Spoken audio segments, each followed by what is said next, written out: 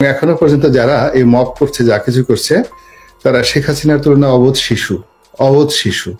তখন তারা কতটা ভয়ঙ্কর হতে পারে, এই বিষয়গুলো এখন যারা তরুণ এবং যুবক আন্দোলনের নেতৃত্ব দিচ্ছেন তাদেরকে বুঝতে হবে। আসসালামু আলাইকুম রহমতুল্লাহি ওয়া বারাকাতুহু। সম্মানিত দর্শক, গত রাতে গাজীপুরে সেই ঘটনা, অর্থাৎ গত রাতের যে ঘটনা, এটি যে কোন জায়গাতে গিয়ে শেষ হয়, কোন পক্ষ বিজয়ী হয় আর কোন পক্ষ এখানে পরাজিত হয়, সেই জিনিসগুলো এখনো পর্যন্ত বলা যাচ্ছে না। তবে পুরো ঢাকা শহর থমথমে এবং রাস্তাঘাটে ভিড় নেই বললেই চলে, এবং সর্বত্রই এটা কানাঘুষে এবং সামাজিক মাধ্যমগুলোতে পক্ষে এবং বিপক্ষে প্রচুর তর্ক এবং বিতর্ক হচ্ছে। সারা দেশে যেভাবে আওয়ামী লীগের বিরুদ্ধে অপারেশন চালানো হচ্ছে, সেই অপারেশনগুলো সফলতা পাবে না, এটাই স্বাভাবিক বিষয়। 2 নম্বর হলো যে প্রকৃতির একটা নিয়ম হলো, মানুষের দেয়ালে যখন পিঠ ঠেকে যায়, তখন কিন্তু সে যাকে বলে রুখে দাঁড়ায়। এমনকি আপনি একটা পিঁপড়া দেখবেন, একটা পিঁপড়া আপনি তাকে পাড়া দিতে যান, ও একটা সময় যখন বুঝে যায় যে সে মরে যাবে, তখন সে তার সর্বশক্তি দিয়ে আপনাকে কামড়ে ধরে, এবং আপনি যদি তাকে পিঁপড়াটা ছাড়াতে চান, আপনাকে এমন ভাবে কামড়ে ধরবে যে ওর মস্তক মুন্ডু, ওখানে মুন্ডু থেকে শরীর আলাদা করে ফেলবেন, তবুও সে কামড় ছাড়বে না। তো একটা পিঁপড়া যদি এতটা জেদি হয়ে যেতে পারে, তাহলে আশরাফুল মখলুকাত মানুষ, তাদের মধ্যে যখন জিদ আসে, তাদের মধ্যে যখন অপমান আসে, তখন তারা কতটা ভয়ঙ্কর হতে পারে, এই বিষয়গুলো এখন যারা তরুণ এবং যুবক আন্দোলনের নেতৃত্ব দিচ্ছেন তাদেরকে বুঝতে হবে। 2 নম্বর হলো যে মব, যে কথাটি বলা হয়, মবের সবচেয়ে ভয়ঙ্কর দিক হলো যখন মব সংগঠিত হয়, তখন মানুষের মস্তিষ্ক শূন্য হয়ে যায়, বিবেক শূন্য হয়ে যায়, তার শরীরে শুধুমাত্র পাশবিক শক্তি থাকে, বিচার থাকে না, বিবেচনা থাকে না, বিবেক থাকে না, শুধুমাত্র একটি পশুর যে শক্তিমত্তা থাকে, হিংস্রতা থাকে, ওইরকম হিংস্রতা যখন তৈরি হয়ে যায়, তখনই ওটাকে মব বলা হয়। ফলে মবের নামে আপনি মিছিল করেন, মবের ব্যানার আপনি জাস্টিস করেন, মবের ব্যানার আপনি ভাঙচুর করেন, এই কাজগুলো কোনো অবস্থাতেই ভালো নয়। Tit for tat. এখন দেখুন, প্রকৃতি এখানে একটা বিচার করে। অনেক লোক বলার চেষ্টা করছে যে এখন আপনি সারা বাংলাদেশে যাদের বাড়িঘর ভাঙবেন, তো এই বাড়িঘর ভাঙার যে একটা সংস্কৃতি চালু হলো, এটা তো অতীতে আওয়ামী লীগ করেনি। আওয়ামী লীগ হয়তো বেগম জিয়ার বাড়িটা ভেঙেছেন, তারপরে মওদুদ আহমেদকে বাড়ি থেকে উচ্ছেদ করেছেন, কিন্তু সারা বাংলাদেশে মির্জা ফখরুল সাহেবের বাড়িতে তো কোনোদিন একটা ঢিল কেউ মারেনি। কিংবা বিএনপি জামাতের শফিক সাহেবের যে হাসপাতাল আছে, শফিক সাহেবের যে ব্যবসা বাণিজ্য আছে, সেখানে তো কেউ কখনো আক্রমণ করেনি। এই জিনিসগুলো তো হয়নি। তো এই বিষয়গুলো যখন শুরু হয়ে গেল, এটা কি এখানে শেষ হয়ে যাবে? আপনার কি মনে হয়? কখনো এটা শেষ হবে না। বরং এই যে বাংলাদেশে যেমন দেখা গেল বেগম জিয়ার বাড়ি একটা ভাঙা হয়েছে, এখন শেখ হাসিনার 2টো বাড়ি ভাঙা। আর এখন যদি সারা বাংলাদেশে 1000 এরকম বাড়িকে মাটির সঙ্গে গুঁড়িয়ে দেওয়া হয়, আগামীতে ধরে নিতে পারেন যে 10,000 বাড়ি এইভাবে ভাঙবে। সেটা 1 দিন পরে হোক, 10 দিন পরে হোক, 10 বছর পরে হোক। তো এই যে প্রকৃতির বিচার এবং মানুষ এই জিনিসগুলো বংশ পরম্পরায়, এই জিনিসগুলো কিন্তু তার মধ্যে যাকে বলা হয় প্রবাহিত হয়। ধরুন এখন যদি আওয়ামী লীগ কিছু করতে না পারে, 10 বছর পরে হোক, 20 বছর পরে হোক, কিন্তু এই জিনিসগুলো হবেই। কিন্তু এই যে তরুণ প্রজন্ম থেকে শুরু করে তাদের উপরে যারা মাথা রয়েছেন, এমনকি যারা সরকার পরিচালনা করছেন, তাদের তো অনেক ব্যাপারে অনেক অভিজ্ঞতা রয়েছে। কেন তারা এই বিষয়গুলো আমলে নিচ্ছেন না, এবং কেন এই বিষয়গুলো বন্ধ করতে পারছেন না? এবং এই বিষয়গুলোর একটা সমাধান না হলে আমাদের এই দেশটি গৃহযুদ্ধের দিকে চলে যাবে, এবং সেই গৃহযুদ্ধ থেকে কেউ বাঁচাতে পারবে না। এই মুহূর্তে বাংলাদেশে মব জাস্টিসের নামে কি হচ্ছে? বঙ্গবন্ধুর বাসভবন 32 নম্বর ভেঙে চুরে গুঁড়িয়ে দেওয়া হয়েছে, এবং এটি একটা রীতিমতো উৎসবে পরিণত হয়েছে। কারা করেছে, কিভাবে করেছে, কাদের আহ্বানে করেছে, এবং এটির পরিণতি কি, সেটি বলার আগে যেটা বলিনি সেটা হলো আওয়ামী লীগের যে রাজনৈতিক থিম অ্যান্ড থিওলজি, এটিকে আওয়ামী বিরোধী লোকেরা আওয়ামী লীগের কিবলা বলে থাকেন, অর্থাৎ এই 32 নম্বরকে কেন্দ্র করে আওয়ামী লীগ রাজনীতি করে। কাজেই আওয়ামী লীগকে যদি ধ্বংস করতে হয় তাহলে এই কিবলা ভাঙতে হবে। এখন এই কিবলা ভাঙার জন্য যারা সফল হয়েছেন, যারা ভেঙেছেন, তাদের যে উল্লাস, তাদের যে ঈদের আনন্দ, তাদের যে যাকে বলা হয় উদ্দীপনা, এটি রীতিমতো বাঁধ ভেঙেছে, সেই চাঁদের হাসির বাঁধ ভাঙার মতো। এবং তাদের মধ্যে একটা আত্মবিশ্বাস এত প্রবল থেকে প্রবলতর হয়েছে যে সে যেখানে বঙ্গবন্ধু শেখ মুজিবুর রহমানের বাসভবন, যেটা ভাঙলে বাংলাদেশে কিয়ামত হয়ে যাবে এবং যেটা হাত দিলে আওয়ামী লীগের লোকজন রীতিমতো দেশে সারা দেশে আত্মহত্যা করবে, এরকম অসংখ্য রকম ঘটনা। তো যখন সেই বাড়িটা ভেঙে ফেলা হলো, একটা টু শব্দ হলো না ঢাকা রাজপথে। দ্বিতীয় যে ঘটনাটি, সেটি হলো যে এই বাড়িকে কেন্দ্র করে যারাই কথাবার্তা বলার চেষ্টা করেছেন, অভিনেত্রী শাওন, তাকে আটক করা হয়েছিল, আবার ছেড়ে দেওয়া হয়েছে। তারপর যেটি হলো, সারা বাংলাদেশে টার্গেট করে করে বিভিন্ন এলাকাতে মন্ত্রী মিনিস্টারদের বাড়ি ভাঙাচোরা করা হলো।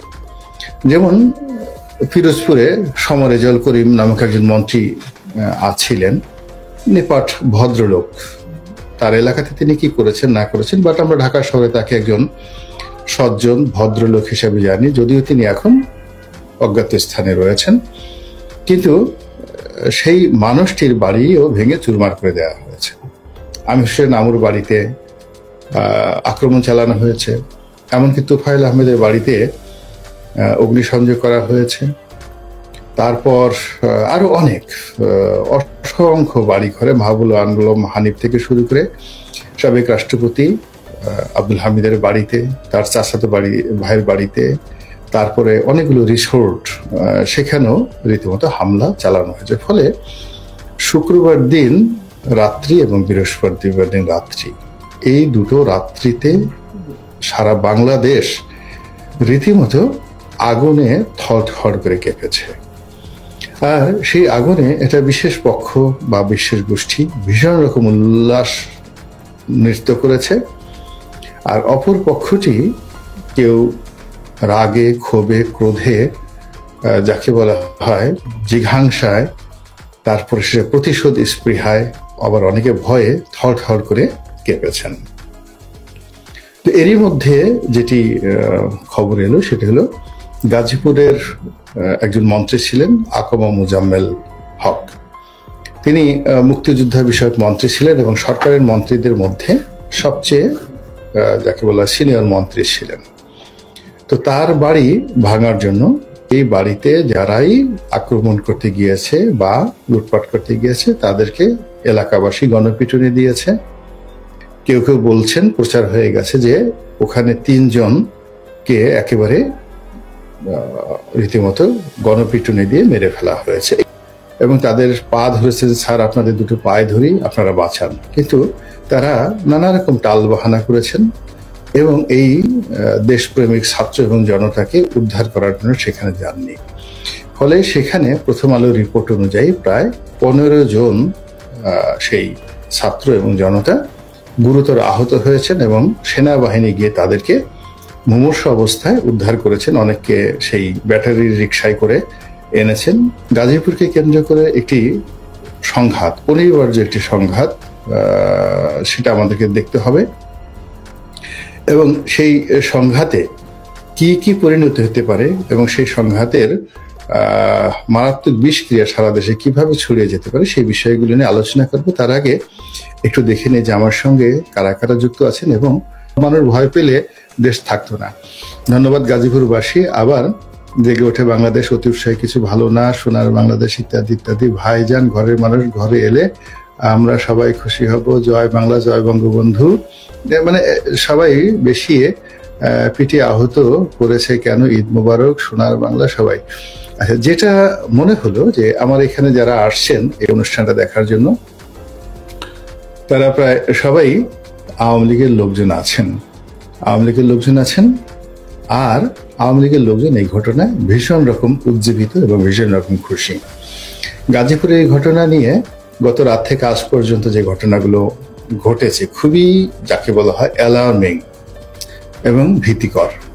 প্রথম অবস্থা হলো পুলিশের সাবেক আইজি বেনজির একটি বিবৃতি দিয়েছেন এবং সেটি আবার পুলিশ অ্যাসোসিয়েশন প্রতিবাদ করেছেন এবং সেটি বলেছেন যে এই ধরনের বক্তব্য দেওয়া বেনজিরের জন্য রাষ্ট্রদ্রোহ। কিন্তু তিনি তো নিরাপদ দূরত্বে রয়েছেন। তিনি যেটা বলেছেন যে পুলিশে 90% লোক আওয়ামী লীগের, তাদের সঙ্গে ডক্টর বেনজির এবং অন্যান্য যারা পালিয়ে আছেন কমান্ডিং অফিসার, যারা এই গত 15 বছর ধরে পুলিশ বাহিনীকে নিয়ন্ত্রণ করেছেন, এমনকি যারা জেলখানাতে রয়েছেন, ওনার কথায় যা বোঝা গেল পুলিশের যারা সাবেক 2জন আইজি, তাদের সঙ্গে পুলিশের বিভিন্ন স্তরের কর্মকর্তাদের নিয়মিত যোগাযোগ রয়েছে।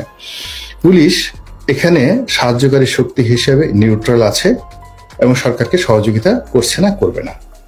বেনজিরের কথা মতো আওয়ামী লীগ যদি অর্গানাইজ হতে পারে, এগিয়ে যেতে পারে, পুলিশ সেখানে তাদেরকে প্রোটেকশন দেবে। এর চাইতে যাকে বলা হয় ভয়াবহ, ডক্টর ইউনূস সরকারের জন্য এর চাইতে ভয়াবহ ভয়ঙ্কর কথা আর হতে পারে না। কিভাবে তারা সামাল দিবেন, কিভাবে পুলিশ বাহিনী সামাল দিবেন এবং কিভাবে কি করবে সেটা তাদের ব্যাপার। কিন্তু এই বক্তব্য দীর্ঘদিন জামাতের লোক বলে আসছিল, তারপরে শেষে সরকারের লোকজন বলে আসছিল যে প্রশাসনের রন্ধ্রে রন্ধ্রে আওয়ামী লীগের লোকজন ঢুকে আছে এবং তারা এই দেশের সর্বনাশ ঘটাচ্ছে। তো এটি ডক্টর বেনজিরের কথায় ফুটে উঠল। 2 নম্বর হলো জাহাঙ্গীরের, গাজীপুরের সাবেক মেয়র জাহাঙ্গীর, অদ্ভুত। তো সেই জাহাঙ্গীর তিনি এই সময়টিতে গাজীপুরে এই ঘটনাতে টেলিফোনে তার একটি বক্তব্য ভাইরাল হয়ে গেছে। তিনি যে কথাটি বলেছেন যে আমাদেরকে যদি দিনের বেলায় এই ঢাকা রাজধানীতে এবং গাজীপুরে যদি ঘুরতে দেয়া না হয়, বাংলাদেশে যদি ঘুরতে দেয়া না হয়, তাহলে আমরা এমনভাবে সংগঠিত আছি এবং আমরা সিস্টেমেটিক ওয়েতে, সাংগঠনিক ওয়েতে গা ঢাকা দিয়ে আছি, কিন্তু যে কোনো অকারেন্স ঘটানোর মতো শক্তি এবং সামর্থ্য আমাদের আছে। তো আমরা যদি দিনে আমাদেরকে চলতে ফিরতে দেয়া না হয়, আমরা রাতে কাউকে ঘুমাতে দেব না। আপনি বোঝার চেষ্টা করুন, এটি একটা রীতিমতো যাকে বলে গৃহযুদ্ধের হুমকি। রাতে আপনি শুয়ে আছেন, আমার কথাই চিন্তা করুন, বা আওয়ামী লীগ যাদেরকে টার্গেট করছে তারা শুয়ে আছেন, তাদের আত্মীয় স্বজন শুয়ে আছেন।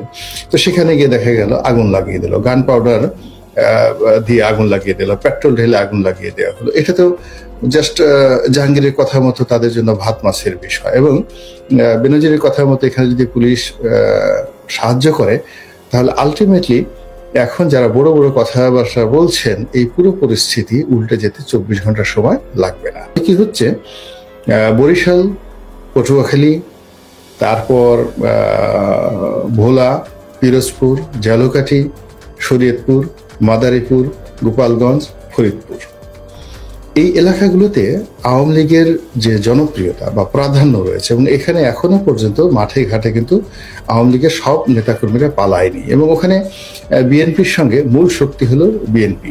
তো বিএনপির সঙ্গে সেখানে আওয়ামী লীগের সম্পর্ক কিন্তু ভালো সম্পর্ক।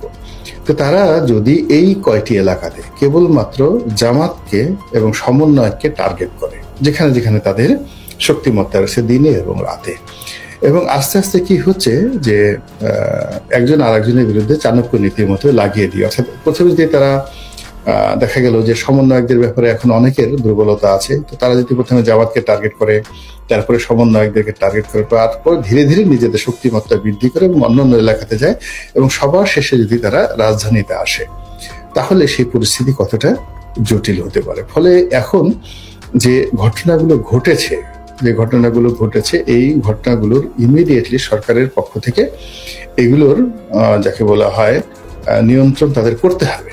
নিয়ন্ত্রণ যদি তারা করতে না পারে, তাদেরকে পদত্যাগ করতে হবে, তাদেরকে চলে যেতে হবে। আদারওয়াইজ তারা একটা সময়, কিন্তু বেশ কয়েকজন লোক বলছেন যে, কাদের সিদ্দিকী সাহেব বলেছেন যে শেখ হাসিনার যে পরিণতি হয়েছে তার সাথে আরো অনেক জঘন্য পরিণতি হবে ডক্টর মোহাম্মদ ইউনূসের। আমি তার এই বক্তব্য ঠিক ওইভাবে না বলে আমি বলছি যে ডক্টর মোহাম্মদ ইউনূস যদি সতর্ক না হন এবং তিনি যদি কার্যকর ব্যবস্থা নিতে না পারেন, তাহলে কাদের সিদ্দিকীর যে আশঙ্কা সেটি বাস্তবে রূপান্তরিত বা পরিণত হতে পারে।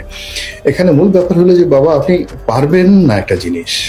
আপনাকে যদি একজন ইউটিউবারের কথা শুনতে হয়, একজন ফেসবুকারের কথা শুনতে হয়, একজন আপনার নাতির বয়সী ছেলের হুমকিতে যদি আপনার হাঁটু কাঁপে, আপনি ওই সিংহাসনে কিভাবে বসে থাকবেন বলেন?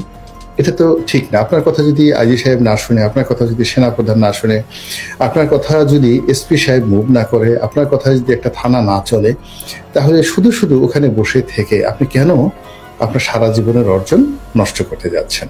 এই গেল একটা বিষয়।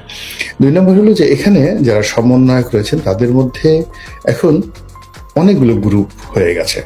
সরকারের একটা গ্রুপ আছে, বাইরে নতুন রাজনৈতিক দল যারা করতে চাচ্ছেন তাদের একটা গ্রুপ আছে, রাজনীতি করতে চান না তাদের একটা গ্রুপ আছে, আবার সমন্বয়কদের মধ্যে জামাতের একটা গ্রুপ আছে, কেউ কেউ বলেন যে হিজবুত তাহরিরেরও এখানে একটা গ্রুপ রয়েছে। সব মিলিয়ে সমন্বয়কদের মধ্যে যে একটা সেন্ট্রাল কমান্ড আছে বা তাদের সার্ভিসের কথা মতো সারা বাংলাদেশের সমন্বয়করা চলে, এটা আমার কাছে মনে হচ্ছে না। সেখানেও তাদের বেশ কিছু সমস্যা রয়েছে। তো এতগুলো সমস্যা নিয়ে যেখানে পুলিশ বাহিনী থেকে শুরু করে কোনো বাহিনী ঠিক মতো অ্যাক্ট করছে না, সেখানে আপনি